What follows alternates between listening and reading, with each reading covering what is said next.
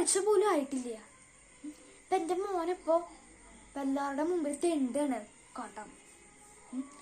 ഇവള് കാരണം ഇപ്പോ 15 ലക്ഷം രൂപയായി ഈ വീട്ടിൽ കടമുള്ളത്. അതൊക്കെ എങ്ങനെ തീർക്കാനാണ്? ഭഗവാനെ, എന്റെ മോനൊരു അബദ്ധം വരുത്തല്ലേ. അവനിപ്പോ ഏത് അവസ്ഥയിലാണാവോ? അവളുടെ സ്വർണ്ണം അങ്ങനെ ഉണ്ടോ നോക്കാം. അത് ഇനിയുള്ള വഴി പോയി നോക്കട്ടെ.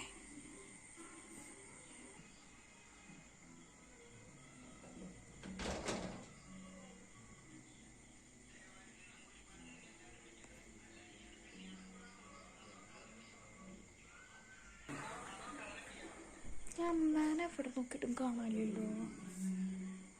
എന്ത് ചെയ്യണ? അത് ശരി, എന്റെ അലമാരി കയറിട്ട് ഞാനില്ലാത്ത സമയത്ത് എന്തൊക്കെ എടുക്കണല്ലോ. അതെ അമ്മേ, എന്ത് ചെയ്യണേ? എന്തിട്ട് നോക്കണേ? എന്താന്ന് പറയ്.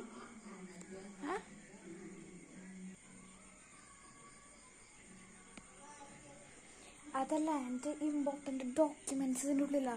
അത് തപ്പായിരുന്നു, അല്ലാതെ വേറെ ഒന്നും തപ്പല്ലായിരുന്നു കേട്ടാ. പണ്ടാരം വെച്ച കൊച്ചിന് വരാൻ കിട്ടിയ സമയം. അത് ശരി, ഞാനത് സമയത്ത് എന്റെ അലമാരിന്ന് എന്റെ സ്വർണ്ണം എടുക്കാൻ വന്നാലേ. ദേ അമ്മ, നിന്നവിടെ എനിക്ക് കുറച്ച് കാര്യങ്ങൾ പറയാനുണ്ട്. അത് കേട്ടിട്ട് പോയാ മതി.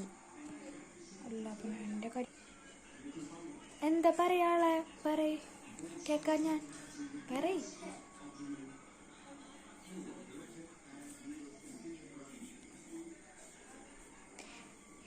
ഞാൻ ഇവിടെ ഇരിക്കാം, നീ ഒക്കെ പറയ്.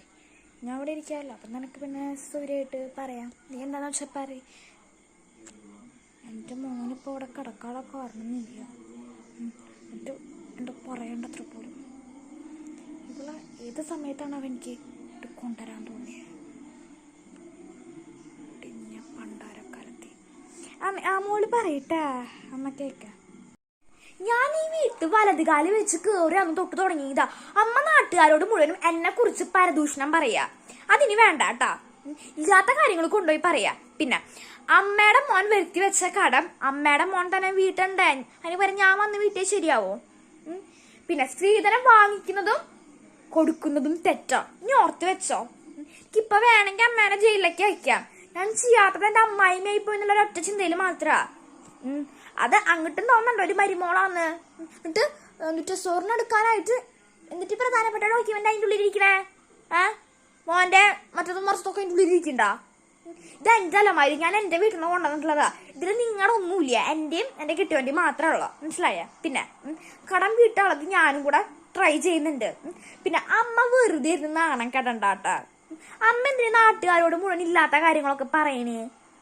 ഓരോ വീട്ടുണ്ടാവും ഇതേപോലത്തെ ഒരു തള്ളമാര്. കേറി വന്ന പെണ്ണുങ്ങളെ കുറിച്ച് ഇങ്ങനെ പലതും പറയും. പക്ഷെ ഇങ്ങനെ എല്ലാ അമ്മായിമാരും ഇങ്ങനെ പഴിക്കുന്നില്ലാട്ടാ. എന്റെ വീട്ടിലുണ്ട് ഇങ്ങനത്തെ ഒരാള്. ഈ ലോകത്ത് എന്തോരം നല്ല അമ്മായിമ്മമാരുണ്ട്, അതേപോലെ ആവാൻ നോക്ക്. അല്ലാതെ കുറ്റവും പരദൂഷണവും മറ്റതും മറിച്ചതൊക്കെ ആയിട്ട് നടക്കുന്നുണ്ട്. ഇനി ഇതോർത്ത് വെച്ചോ. ഇനി ഞാൻ പറയല്ല ചെയ്യാ, പ്രവർത്തിക്കുക ചെയ്യാ. എനിക്ക് പോട്ടെ. അമ്മയുടെ പാട് നോക്കി എന്റെ റൂമിൽ നിന്ന് പോവാൻ നോക്കിട്ടാ. പിന്നെ അതിന്റെ ഉള്ളിലേക്ക് കയറി തോണ്ടണം എന്നില്ല, അലമാരിയുടെ ഉള്ളിലേ. അമ്മയുടെ ഒരു മറ്റൊരു